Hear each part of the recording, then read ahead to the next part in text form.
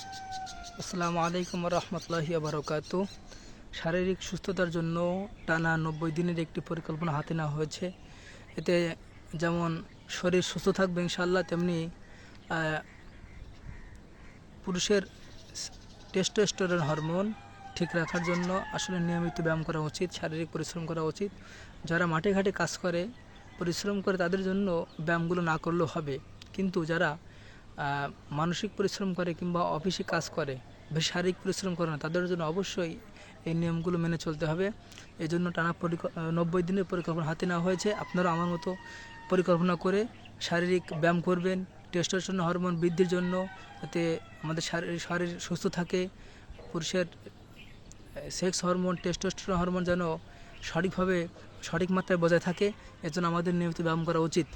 আমি আজকে 14টি ব্যায়াম আমি দেখাবো, নিজেরা এভাবে প্র্যাকটিস করতে পারেন। তাছাড়া অনলাইনে বা ইউটিউবে বিভিন্ন ধরনের এক্সারসাইজ আছে, কেকেল এক্সারসাইজ আছে, আমাদের মেরুদণ্ড ভালো রাখার জন্য এক্সারসাইজ আছে। সব কিছুর জন্য আমার এই আজকের এই ব্যায়ামটা আমি করে দেখাচ্ছি। সকলে এভাবে নিজেদের মতো করে নিজেদের পছন্দ অনুযায়ী কখন করলে এই ব্যায়াম করলে ভালো হয়, সকালে করতে পারেন বা বিকালে করতে পারেন, যে কোনো সময় একটা পরিকল্পনা হাতে নেবেন। এইভাবে যদি আমরা শারীরিক ফিটনেস বজায় রাখার জন্য, শারীরিক সুস্থতা বজায় রাখার জন্য আমরা ব্যায়াম করি, ইনশাআল্লাহ সুস্থ থাকবো, কাজে মন বসবে, পড়ালেখা মন বসবে, যার যে কাজ করেন সেই কাজে মনোযোগ হবে। এবং এই মনোযোগ না থাকলে, যদি কাজ করে ভালো না লাগে, তাহলে সেই কাজ করতে আপনার ভালো লাগবে না। মন ভালো না থাকলে কাজ করতে ভালো লাগে না।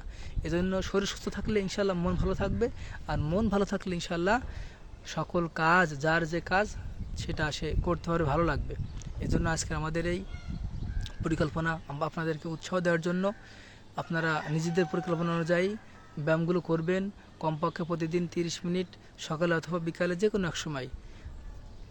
শারীরিক ব্যায়ামের কোনো বিকল্প নেই। বর্তমান সময়ে আমাদের অনলাইন জগৎ থাকার ফলে, বেশি স্মার্টফোন অ্যাডিক্টেড হওয়ার কারণে আমাদের শরীর আজকে দিন দিন অসুস্থতার দিকে ধাবিত হচ্ছে। আমরা সেসব দিক থেকে ফিরে আসতে পারি। অবশ্যই মনের জোর না থাকলে কিন্তু কোনো কাজই হবে না। আপনাকে মন থেকে আগে সিদ্ধান্ত নিতে হবে, আপনি সুস্থ থাকতে চান নাকি দিন দিন অসুস্থ হতে চান। 30 বছর পার হলেই কিন্তু নানাবিধ অসুখে নানাবিধ শারীরিক জটিলতায় মানুষ জর্জরিত হয়। কারণ হচ্ছে আসলে বয়স একটা নির্দিষ্ট বয়স আছে, যে বয়সের পরে শরীরের সমস্ত কলকাজ যন্ত্রপাতি আস্তে আস্তে ধীরে ধীরে অকেজ হতে থাকে। তো আমরা যদি নিয়মিতভাবে শারীরিক পরিশ্রম বা ব্যায়াম করি, তাহলে আশা করা যায় আমাদের সেই আমাদের নিজেদের কর্মদেশে যে শারীরিক জটিলতা ইনশাল্লাহ হবে না।